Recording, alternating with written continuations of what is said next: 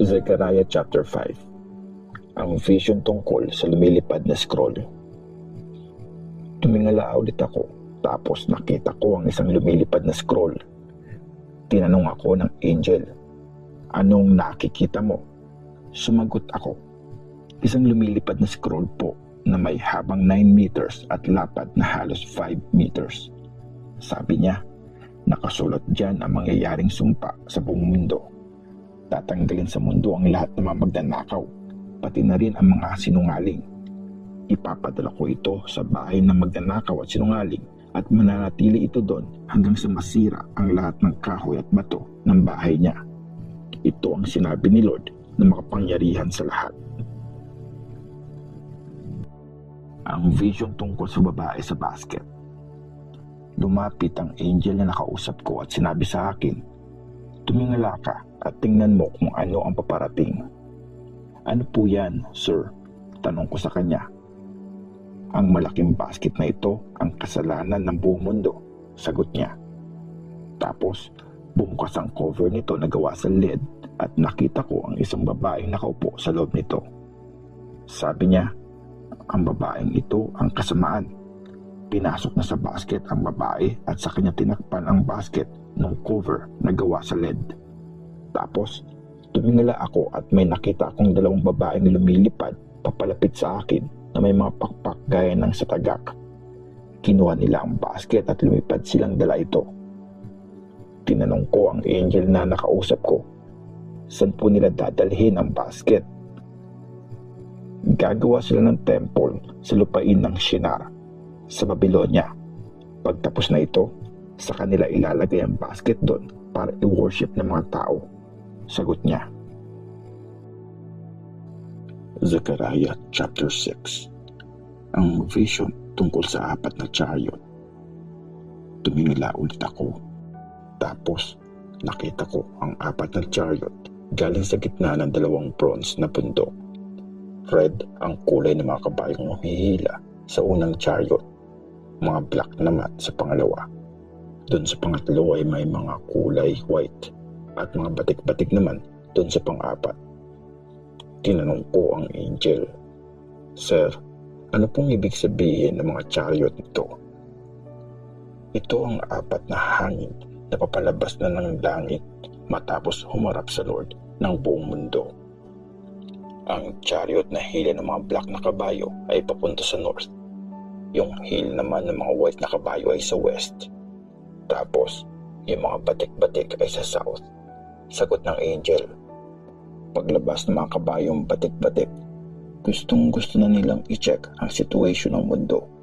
Kaya sinabi ng angel, "Sige, pumunta na kayo at tingnan ang situation ng mundo."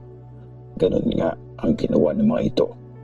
Tapos, sumigaw siya sa akin, "Tingnan mo, nakalma na ng mga kabayong papunta sa north ang galit ni Lord." Ang pagpili kay Joshua. At sinabi ni Lord sa akin, "Kunin mo kina Heldai, Tobijah at Jedaiah ang mga offering ng mga bihag na galing sa Babylonia. Tapos, dumiretso ka agad sa bahay ni Josiah na anak ni Zephaniah. Kunin mo ang mga offering nilang silver at gold. Tapos, gumawa ka ng crown at ipatong mo sa ulo ng high priest na si Joshua na anak ni Jehozadak at sabihin mo sa kanya, ito ang sinabi ni Lord na makapangyarihan sa lahat. Sanga ang pangalan ng taong ito. Tutubo siya sa kanyang pwesto at itatayo niya ulit ang temple ni Lord. Siya ang magtatayo ulit ng temple ni Lord at mapupunta sa kanya ang honor ng pagiging hari. Uupo siya at maglilid mula sa kanyang trono. Magkakaroon siya ng kasamang priest at magiging maayos ang relationship nila. Ilalagay sa temple ni Lord ang crown bilang pagkilala kina Heldai, Tobijah, Jedaiah at Josiah na anak ni Zephaniah. Magpupuntahan ng mga taong galing sa malalayong lugar para tumulong sa pagtatayo ng temple. At pag nangyari na ito, masasabi niyong si Lord na makapangyarihan sa lahat ang nagpadala nga sa akin. Mangyayari lang ito kung buong puso niyong susundin ang kalooban ni Lord na Diyos niyo.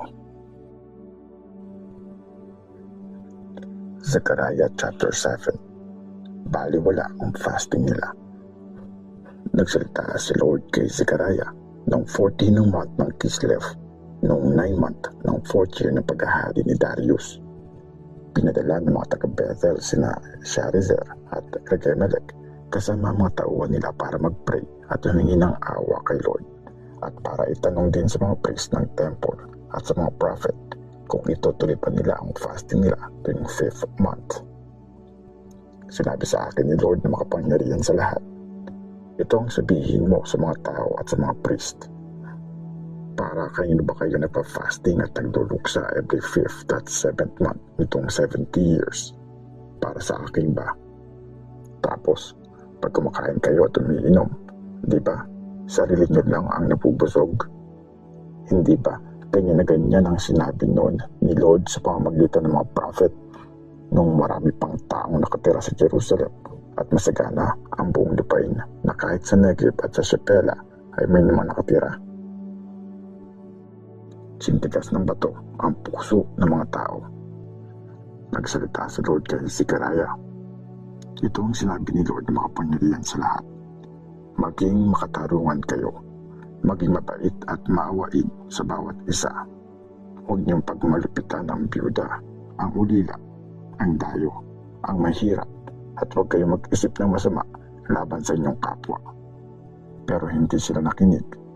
Pinaliwala nila ang mga ito at hindi nila pinansin. Ginawa nilang sintigas ng bato ang kanilang mga puso. Hindi sila nakinig sa mga utos at instructions na sinabi ng Espiritu ni Lord na makapangyarihan sa lahat sa mga prophets noon. Dahil dito, sobrang nagalit si Lord na makapangyarihan sa lahat. Sabi pa ni Lord na makapangyarihan sa lahat, hindi sila nakinig sa akin nung ako nagsalita, kaya hindi rin ako makikinig sa prayers nila. Tapos, palalayasin ko sila na parang tinatangay ng hangin sa mga lugar na hindi pa nila napupuntahan. Wasak na ngayon ang dating saganang lupain. Wala nang nakatira doon at baliwala na yon.